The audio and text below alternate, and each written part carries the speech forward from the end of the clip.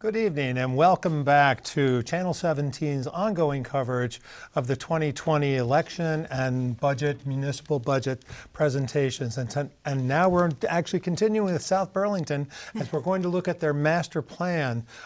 And it's my pleasure to reintroduce and also introduce new folks.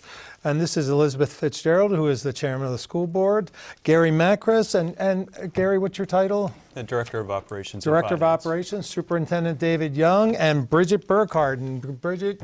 I am a school board member and the clerk of the school board this year. Yes. These folks are going to give you, in a very short period of time, at least a very quick overview of the exciting projects that are happening in South Burlington, and they're going to be explaining a little bit more about what's going on. And Bridget, do you want to start, or? Well, I'll just kick it off. We have, David? again, you're right, we have a lot of information. As I said before, a lot of this information is available on our website. Yep. So again, And what's the website? The www.spschools.net. Beautiful. And then there's also a special website that you can link right from there, and we'll hit it here, I think, in the presentation. It's www.southburlingtonvtschools.com is the project website. And if there are viewers out there that want to call in tonight to ask a specific question, please do. The number is 862-3966, and we're ready for you if you want to call in, and these folks want to hear from you. Go ahead, David. So we're going to kick this off again. Bridget is going to walk us through kind of the overview of where we are. There's a lot of history here. Again, you heard that Elizabeth has been part of the board for 15 years. Most all of her 15 years has been part of conversations around master planning and good stewardship. But before you tonight is to talk about where we are currently, and that is an option that the school board moved forward to build a new high school and middle school. And so we're going to walk you through there. We would love for people to ask questions, and again, the rest of us, I think, will be able to, pipe in and help answer some if That's they great. come. Mm-hmm. Great. So the things we're going to talk about briefly tonight are how did we get to where we are, the process that we used to get there, the need for this project, and then we'll talk a bit about why we think this is the right project for South Burlington. We'll talk about the cost, obviously, which is forefront in a lot of people's minds, and we'll talk about the timing. So how did we get here? As has been alluded to, Elizabeth and the board have been looking at master planning for many, many years. Back in, I think it was about 2008, we developed a long-term stewardship plan that laid out, and it was sort of a rolling 10-year plan of what we thought we would need to do for stewardship at all 5 of our schools. The challenge that we were finding is that either bigger things were cropping up that we hadn't had in that long-term plan, or that we were rescheduling things that were really too big to fit into an annual operating budget. So for example, I'm finishing up my 4th year on the board. I know even before I came on the board, there were drawings and there was a plan for a new high school cafeteria, and that's kind of been delayed and delayed and delayed. And so we've kind of gotten into a little bit of reactive mode on some of these things and putting off some of the bigger things. So we took a decision as a board that we really needed to look carefully at the middle school and high school because they are the most dated out of our 5 schools. And so in 2017, we made that decision. Over the course of the 2017-18 school year, we did phase 1 of a master planning and visioning study to look at the infrastructure of the middle school and the high school, just the infrastructure, the structural systems, the HVAC, those kinds of things. And we had a report out of that showed us that there was some need there, and we'll go a little deeper into that in a minute. And then the 2018-19 school year, we spent a lot of time talking about what our educational vision is as a community, what we're already doing in the schools and what we would like to be doing in the future to meet the needs of our students and the changing needs of the workplace that they'll go into when they get out of our schools. And out of that came some options for the board to consider. So we really did think about a whole range of options after that study. So you can see on this slide, we thought about infrastructure-only renovations. So what if we just opened up the buildings and focused on the aging HVAC systems, electrical systems, those kinds of needs, up to what can we do if we just add a little bit of money to that. It turns out not to be a little bit of money, as we'll see in a minute, but if you add just the highest priority things, which interestingly are cafeterias and auditorium and gym space, those core spaces that are really just overcrowded right now, That would be sort of option 2, these limited educational improvements. And then there was a whole bucket that were, renovation and addition options. So perhaps build a new high school and then renovate the middle school to try to get all the educational improvements that we believe that we need. And then we went all the way up to new construction. This is the high-level cost back in April of 2019 when we were presented with those options. And these were based on not a lot of design work, but enough design work to kind of understand, if we look at apples to apples, all these different options, how can we make a decision about which one we take forward? Because the design process itself is expensive. It costs a few $100,000 to work on a design and really take it to fruition. So we can't really be working parallel with multiple different designs. So as a board, we really looked at the cost benefit, and we'll talk about that a little bit more, and decided that we really did need to go with option 8, which is a new middle school and high school. And I'll get into more detail about why we chose that. We decided, headline, that renovations for infrastructure only were simply not a good use of the community's money. As you can see, infrastructure only ranged from about $55 to $60 million in expenses. And what we would do in that scenario is have a very disruptive few years of school, kids in trailers, working in buildings that are under renovation, taking out walls and ceilings and floors, and putting in a lot of new infrastructure, and then putting it all back just the way it was. So that doesn't really include changing configuration to meet the educational needs that we identified, any of those things that really make the school experience different for students and staff. So we decided that was not the way to go. And it sounds like from that chart also that there's no education, you get no support or any help from the state on some of those That things is as true, well. and that is something that's different about Vermont than some of our surrounding states, and it's been a challenge, and it's been the reason that there hasn't been a lot of school construction, even at the renovation level around the state, and that's really becoming a problem, not just for our district, but especially in rural districts that are experiencing declining enrollment, or in districts that have been consolidated because of Act 46, trying to figure out how they're going to house all those students. So there's a real need, not just in South Burlington, but across the state for some kind of state construction aid. That went away about 13 years ago in Vermont, whereas Massachusetts and Maine and places like that fund up to 80% depending on the need of a community of their school projects, their school construction projects. So we got a little bit deeper into, I'll go a little bit deeper into the need for infrastructure.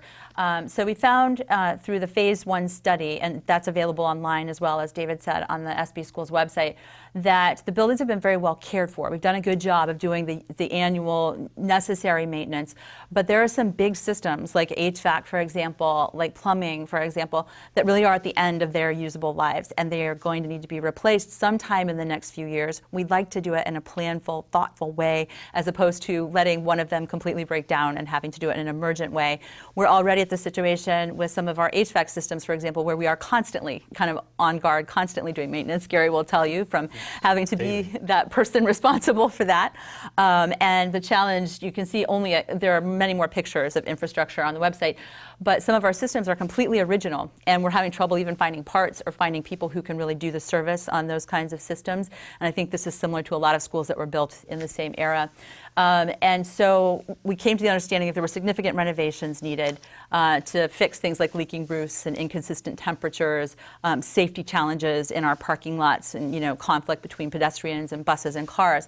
And so the idea was, if we were going to spend that kind of money, we really thought, to be responsible, we needed to take a look at what we were doing for the next 60 to 75 years of education in South Burlington, which is what we did during the phase 2 study. Some of the needs that were identified during that study, one of them, as David alluded to during the budget conversation, is capacity. So for example, at the high school, we have about 925 students at the high school. Our demographer, who updates projections every couple years, guesses that we are going to be at about 125 additional students within 10 years.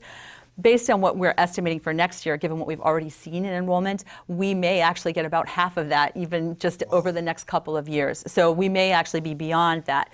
And the high school is already overcrowded. So the high school is already at about 4% over what theoretical capacity of the school is. So if the projections are right, if the demographer is right, we're going to be at about 18% over capacity within 10 years. And that overcrowding is really causing challenges with scheduling. It's causing challenges with kids not having a place to eat. We have 3 different lunch periods at the high school, and still, you can see from this picture, for example, it's very crowded and chaotic, and there's not a lot of room for the kids. You see kids eating like on the stairs to the auditorium, wherever they can kind of find a corner of school to eat and congregate, they do. Some of the other needs, for example, this little white building over here is our walk-in freezer for our kitchen. There's just not enough space for all the things that we need in this kitchen that was built in the 1960s. The little gray building here is our servers and some of our IT infrastructure, which again, there's just no space for in the school right now. Can I ask? Yes. So you're projecting the building project to provide, hopefully, for the next 60, 70 years. Yes. The other versions that you looked at, which were just minimal renovations, how much time does that buy you? It seems like that's not going to buy you many years to just do the lower renovations and things.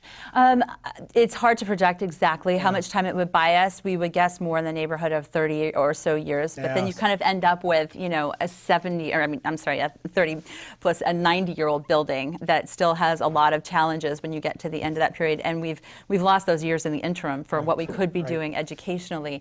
So that was part of the driver behind the decision. One of the really big drivers is that the needs for our students are very different than they were when these buildings were built.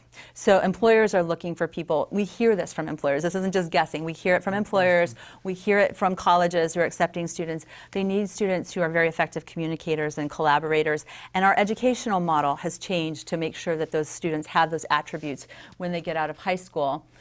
Unfortunately, we're trying to do that in the layout that was built in the 60s, where it was built for desks in rows with a teacher at the front. We need different size spaces for different types of learning. We need project spaces. We need to bring a little bit more technical education back into the curriculum, not just for kids who are focused on a technical career after South Burlington, but also students who want to integrate that into a broader plan for personalized learning.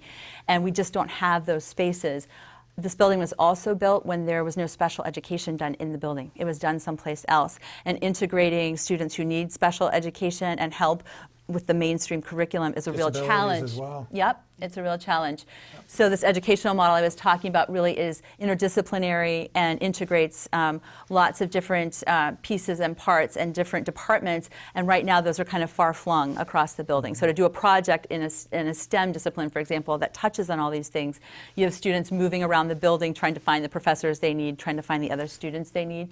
And those are what we call adjacencies. So we don't have the right adjacencies. At the middle school, there's a team teaching approach, and these different colors are sort of teams for the middle school. And we've been working to try to do it in a building that was really designed as a junior high, which was meant to have sort of a homeroom where you go off to different departments. Instead, we've tried to go to the team model, but our teams are somewhat far-flung, just based on the spaces that each different discipline within the team needs. So the English language arts, the social studies, the science, and the math all kind of work together to work with about 100 students in our teams. I know people think of South Burlington as a very sporty school. We really are low on gym space. So for example, at the high school, we have one competition court. It can be divided in two for practice, but with the number of basketball and volleyball teams and things that we have, it means students are sort of staying very late into the evening to get their practices because we kind of have to stack them up one after the other. At the middle school, you can see here, anybody who's been to a competition in the middle school knows it's kind of a safety hazard. So the parents are all crammed up against the wall or in the entryway trying to watch, and that's been an identified need for a very, very long time. You mentioned accessibility earlier. Accessibility is a real challenge in the high school as well. We won't get into too much detail. Natural light, we know that there's a good impact on student outcomes and all of our well-being when we're working in places that have natural light. Over 50% of the middle school has no natural light. They're interior spaces. The ones that do have natural light have very tiny windows that were sort of part of the best practice of design when the building was built in the 60s. In terms of health and wellness, it's a struggle. This is our indoor track team practicing in the hallways at South Burlington, which is where they practice. Indoor track is actually our largest sport by participation because it doesn't make cuts. It's very inclusive. It's a great sport to sort of support other sports during their off seasons. But the bigger issue, I think, as a board that we really thought about was that really we only have the space to require a year and a half of PE, and there isn't a lot of space for kids to get indoor activity during the long winter months in South Burlington or in Vermont. And so we do a survey every year of different behaviors with our students, and the students report that a very large percentage of them do no physical activity during the week, especially during those winter months, if they're not an athlete or if they're not actively in a PE class. And so the Physical Education and Athletic Center that we're talking about as part of this plan is meant to sort of help them have those opportunities to transform our physical education program to get students thinking more like adults and taking responsibility for their own health and wellness, and to help them develop good habits for the rest of their lives. There are some safety issues because these buildings were built at a different time in terms of codes. So there are sprinklers only in a portion of the high school that was added on in the 70s. The rest of it doesn't have sprinklers. We know there are hazardous materials, and we've talked about this at budget season every year, and we're remediating them bit by bit by bit, and we're assured that they are safe as long as they're not disturbed, but we know there's asbestos. We know from recent testing that there is lead in some of the buildings, PCBs in the window coatings, those kinds of things. I touched briefly on parking and circulation and drop-off, and as I said, lead found in some of our water, which has required us to shut off some of our faucets and having to work on that. Sustainability, these buildings have very low levels of insulation just in the way that they were built, and so there are real needs in terms of addressing sustainability over the long term, both from a cost perspective, but also obviously doing the right thing for the environment and making sure that we're being responsible with our buildings. And so that brings us to the project. So the project, as I think a lot of people don't know, or maybe don't know, is a 145,700 square foot middle school, which is the sort of left side. The left side, to orient you, of this picture is the north side of the campus. So those three little pods on the top, that's our middle school, connected to a high school. They would share a kitchen, they would share infrastructure to improve efficiencies, but they would have separate dining commons, separate entrances, and those kids will be separated during the day unless they are doing a class in one or the other school and they need to go there. And then the rectangle to the south of the property is an 89,700 square foot physical education and athletic center.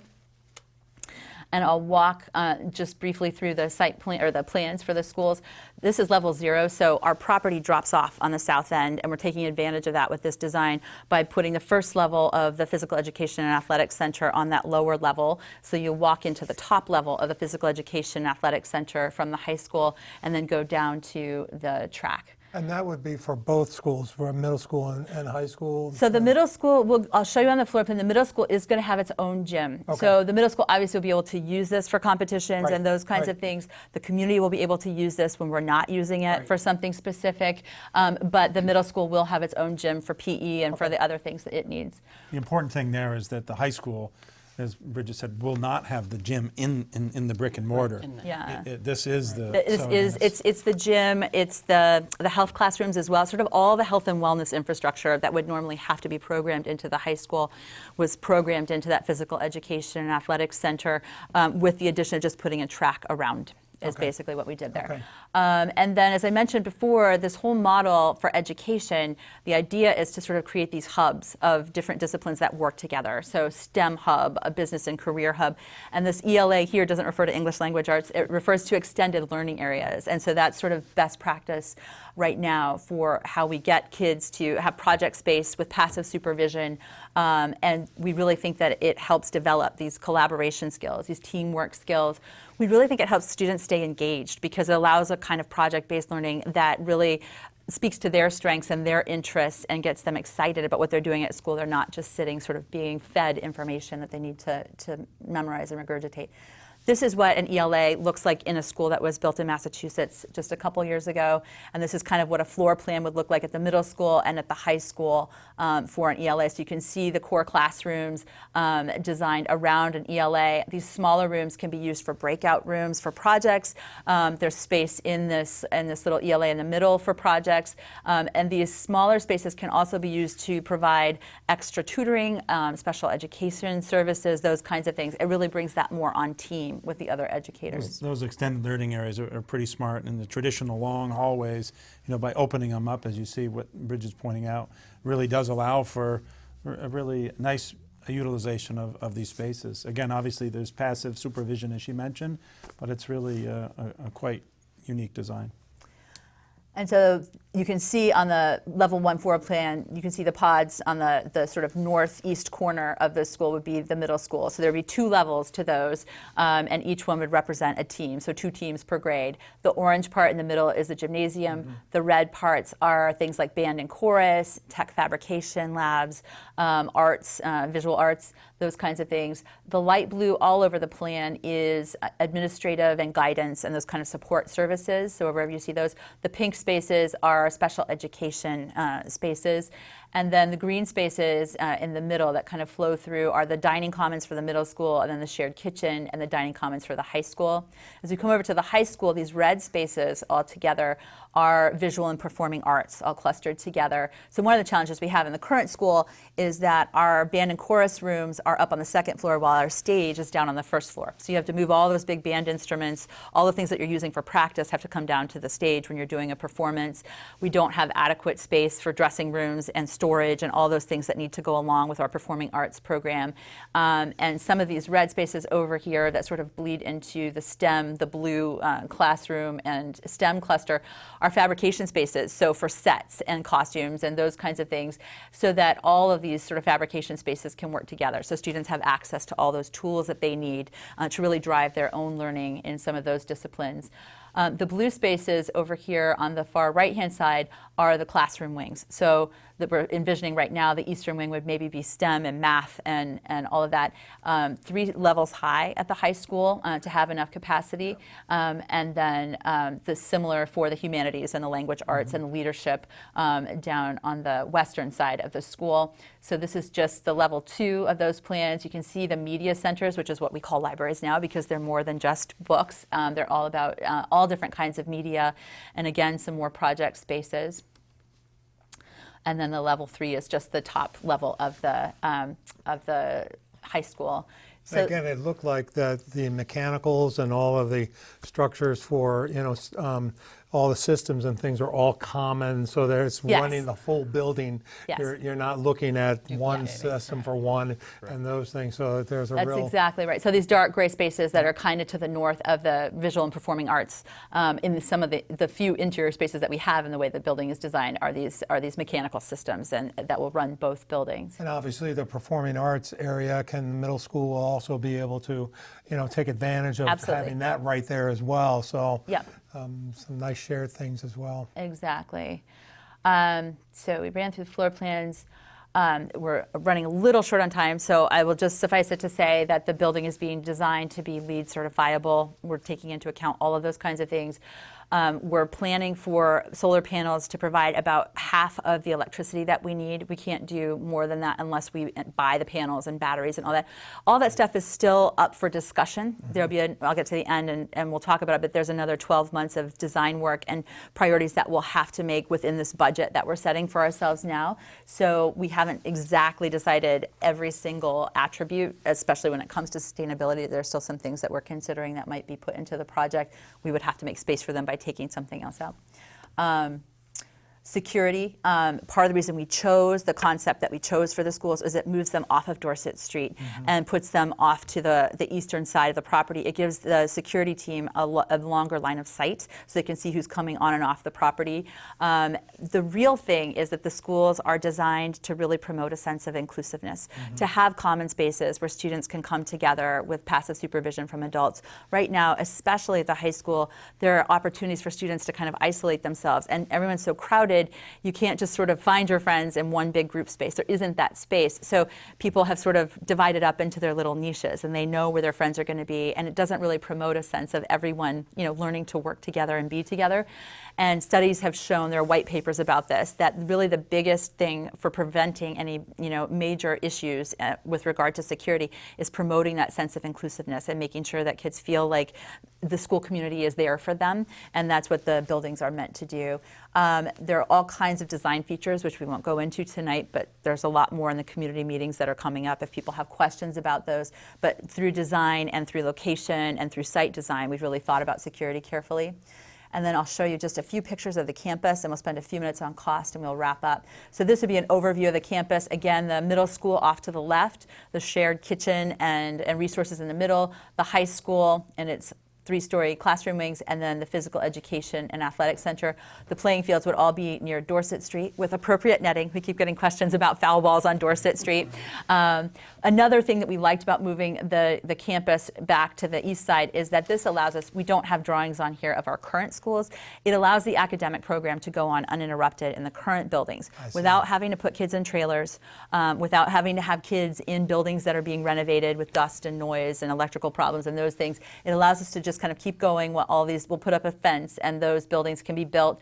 Now there are challenges obviously for the athletics program. Fields are going to be Pat Burke and Mike Jabor are working really hard already with St. Mike's and UVM and Tree Farm and other places, and their idea is to find a home for each of our sports for the years that this is under construction, and we'll have a plan in place for those by the time we would break ground. Yep. So this would be the middle school entrance, one concept for it. The high school entrance, the physical education and athletic center, and it looks really short again because we're taking advantage of the natural features of the property to kind of drop it down a level. This, just a couple of pictures of the potential for the inside. This could be what the middle school dining commons could look like. This is called a Heller Up Stair. It's kind of these wide bleacher stadium seating almost that kids in other schools have really found a nice place to eat lunch. They can be used for all grade meetings, so they can fit over 100 people and you can have a full grade, full team in there to have a meeting. This is what our theater could look like. We're aiming for about a 750-seat theater. We only have about 445 now for our size of 925 students. So that would be about 500 seats on the floor and 250 in the balcony, which also opens up more opportunities for community groups who might want to use this for performances, who can't really use our current space very well because it doesn't have enough seating. This is a potential look for the inside of the physical education and athletics center. There would be one competition basketball court, which could be covered over for other events, and then the others would be the same rubberized surface as the track and the infield. These bleachers would be able to be pulled out over the end of the track for big events and would seat about 1,100 people, which means that not only can we host all school assemblies, which we have trouble doing now, we can bring graduation back onto campus, which has been a thing that the community has really hoped for a long time. So in summary, we really think this is the right project. This doing nothing is just simply not an option given the age of our buildings and what we can expect from them over the next several years. We really came to the conclusion after a lot, years of thought and study that the renovations are just not sufficient. As soon as you start to add on the things that would get us to the educational model that we want, those renovations quickly become very similar in cost to building new buildings. And at the same time, they give us much less flexibility to do that, and they increase disruption. So that's a big challenge.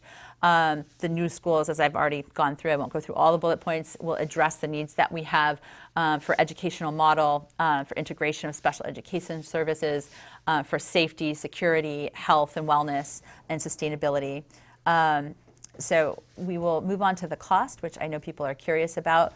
We won't go through this entire process, but suffice it to say, after given direction by the board, the architects spent months really working with faculty, staff, students, community members, lots of events, lots of work on site to make schematic drawings that were sent off to a cost estimator in November. At the same time, we sent them off to a local construction company for pre-construction services as just a very small contract they bid for. And they did 2 different separate cost estimates as a kind of check. And they checked on the phasing as well to see if what we were thinking was realistic. And then they spent December and the early part of January reconciling those cost estimates. And we came to, 1 minute, okay. We came to a reconciled construction estimate of about $199 million with soft costs. We did some value engineering to take out some things. With soft costs, that gets us to the $209.6 million we've been talking about. I won't go through impact assumptions. The data points that we've been sharing, obviously we have these big tables that talk about it, but for a homeowner who's paying based on property tax, who is not income sensitized, the average cost over 32 years of the bonds would be about $1,500 a year. For a homeowner who does pay on income sensitivity and has an income of about $70,000, it would be about $438 per year. And again, timing, we would hope to break ground about a year after a positive bond vote and be finished by about October of 2024, with the students having moved in January of 2024. So I'll just leave this slide up here if you have any questions for me to talk about community meetings. So our first community, well, not our first community, one of our many community meetings, one of our last community meetings before the vote, I should say, is tomorrow at the high school from 7 to 9. There's a whole range of ways if people want more information to go and get it. The website that we talked about is up there if people have more questions. So sorry that took so long. No, there's a lot of information to share because there's been a lot of thought and a lot of work that have gone into it. The main thing here is that people know they can come to you, that you're available. There's a lot of meetings coming up. They can go and get their questions asked. And don't vote unless you really get yourself educated about the whole thing. And we want to say thank you to you folks. I know this is a lot of work. We know, and you got the kids' interest at heart, and I appreciate that. I want to say thank you to our viewers, and you can find this program and many others like it on ch17.tv or at cct.org. And again, keep tuning in to us. You can find this information. Thank you, folks, for being here tonight. And that concludes our program. Thank you.